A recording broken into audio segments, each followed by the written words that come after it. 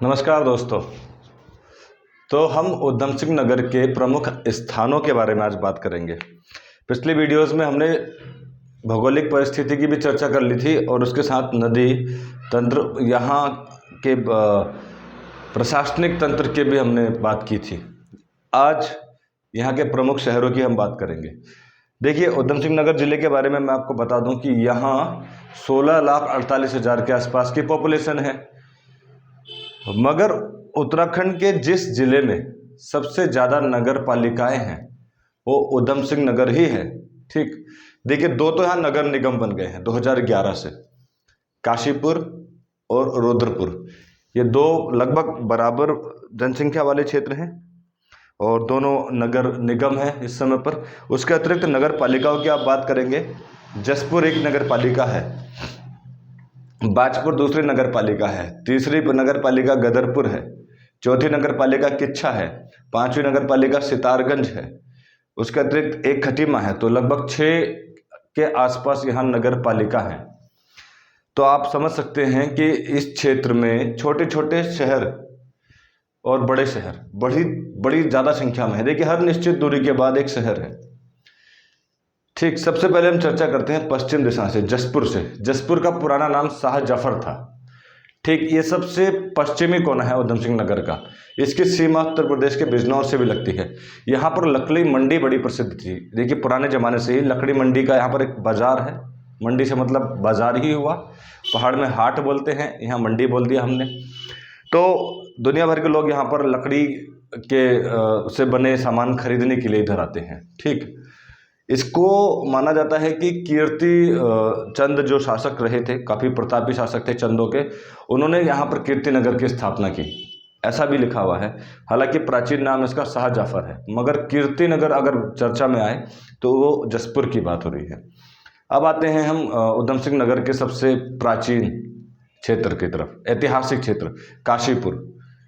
ठीक, ये देखिए, आप यहाँ पर आपको काशीपुर दिख रहा होगा। यहाँ 2 ताल भी हैं जिनकी हम चर्चा आप करेंगे। तालों में हमने इनका जिक्र ही नहीं किया था। काशीपुर के लिए थोड़ा स्पेस बना दिया था क्योंकि वर्तमान मौजूदगी हमारी काशीपुर ही है और काशीपुर से ही हम इन वीडियोस को आप तक पहुंचा पा रहे हैं।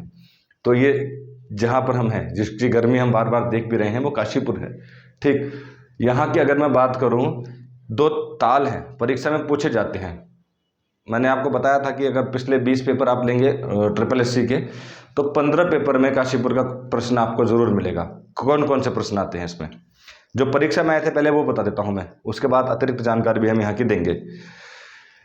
एक पेपर में आता है गोविशाण। इसका पुराना नाम क्या है? गोविशाण।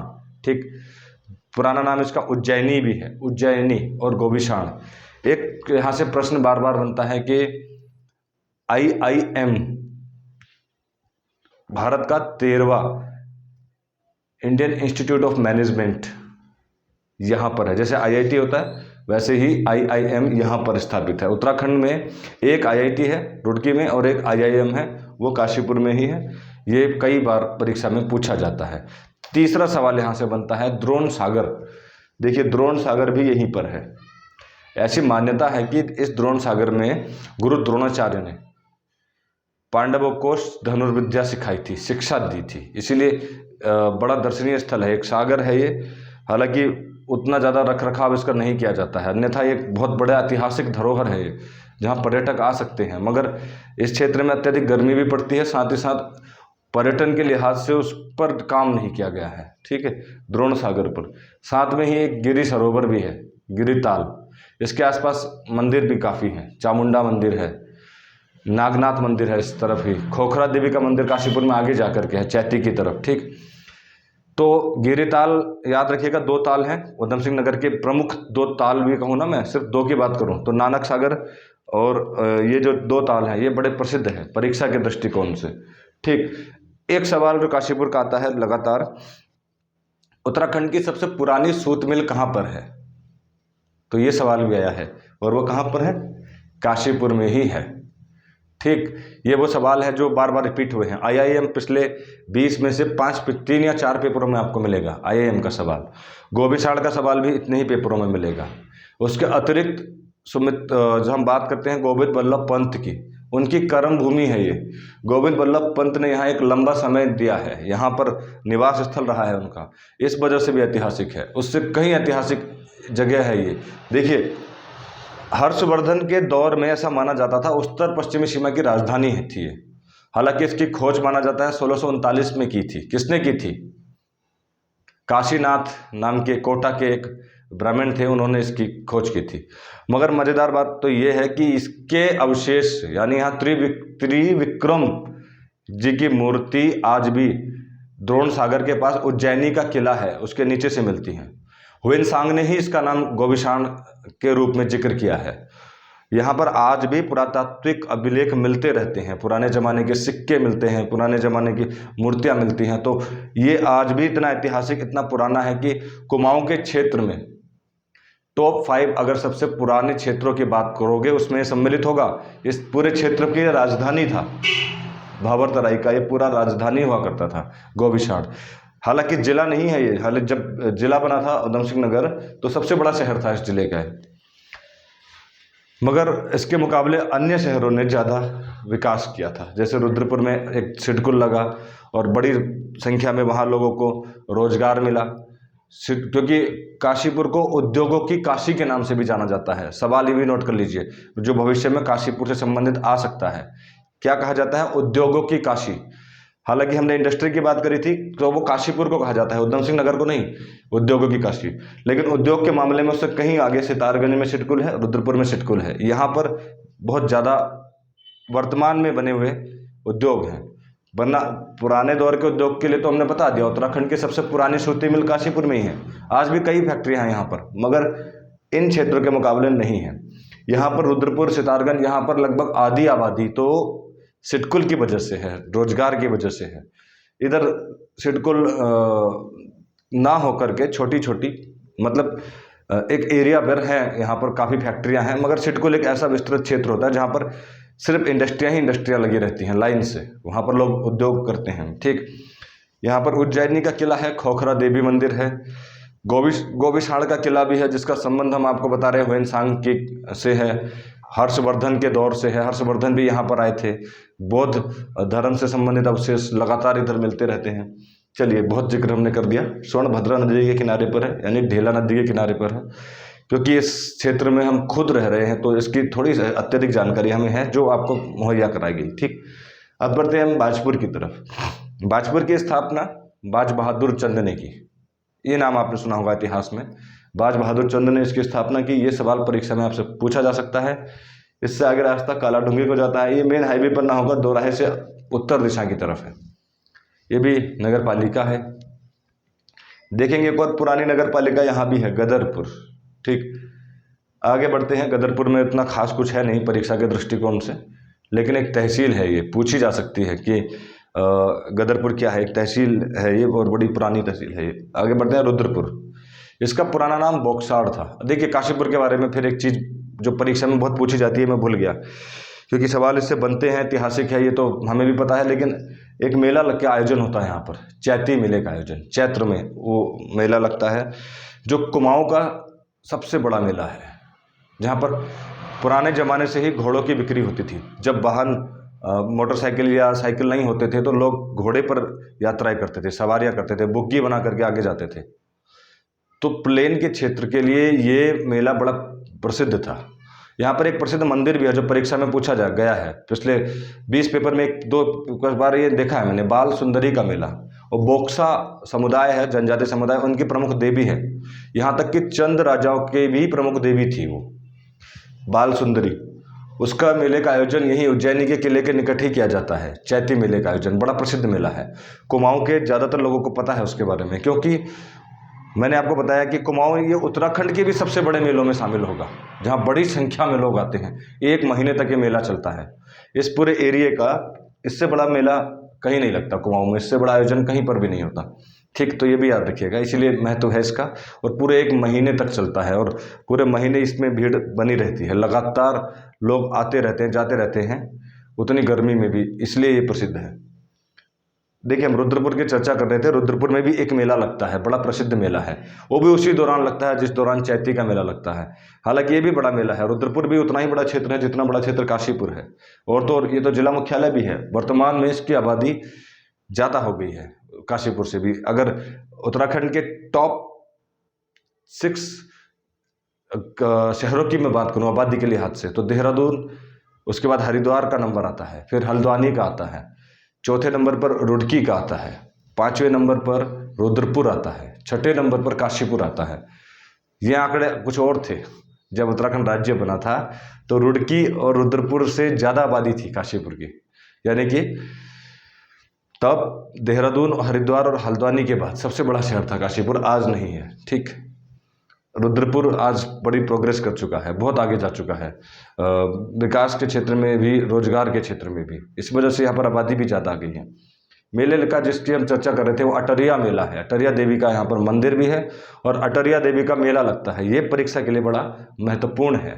जिला मुख्यालय है यहाँ पर उधम सिंह नगर का, क्योंकि उधम सिंह नगर के नाम से कोई जगह नहीं है, रुद्रपुर ही उसका सेंटर है, ठीक। ध्यान रखिएगा, इसका प्राचीन नाम बोक्साड है।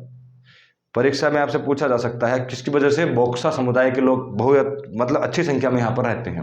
रुद्रपुर में बोक्सा समुदाय की संख्या अच्छी है, जिस वजह से इस क्षेत्र का प्राचीन नाम बोक्साड है। नोट कर लीजिएगा, ठीक। कल्याणी नदी के तट पर है रुद्रपुर शहर, और रुद्रपुर से आप आगे बढ़ेंगे तो किच्छा नाम की जगह पड़ेगी, ठीक इसी के नज़दीक है। फिर ये धोरा डैम, बैगुल डैम की हमने चर्चा कर ली है इससे पहले। रुद्रपुर की स्थापना चंद राजा रुद्रचंद ने की थी, ये भी आप याद रख लीजिएगा, रुद्रचंद ने। फिर यहाँ पर सितारगंज है। सितारगंज के बारे में हमने बताया कि यहाँ पर सिटकुल है। गोविंद बल्लभ पंत चीनी मिल भी है यहाँ पर। चीनी मिल काशीपुर में भी है, जसपुर में भी है, नादही की तरफ, तो बहुत चीनी मिल बहुत ज़्यादा है।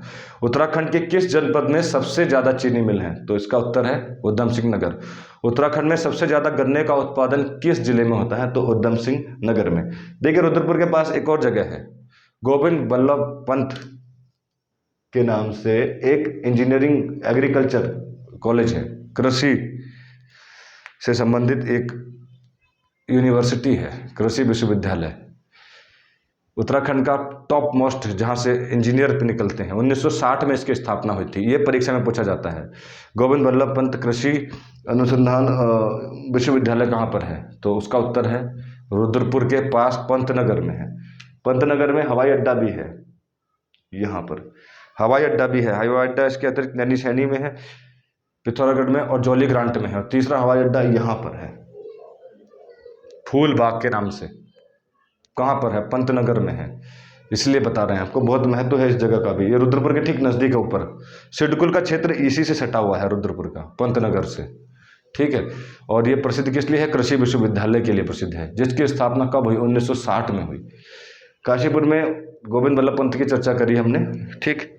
उन्होंने उदयराज हिंदू विश्वविद्यालय की स्थापना की, हिंदू विद्यालय की, 1915 में, वो भी याद कर लीजिए। आगे बढ़ते हैं हम, क्योंकि एक सिडकुल का जिक्र हुआ था, सितारगंज में नानक महता की बात करते हैं। इसका प्राचीन नाम बक्सी था। नानक महता में नानक सागर है।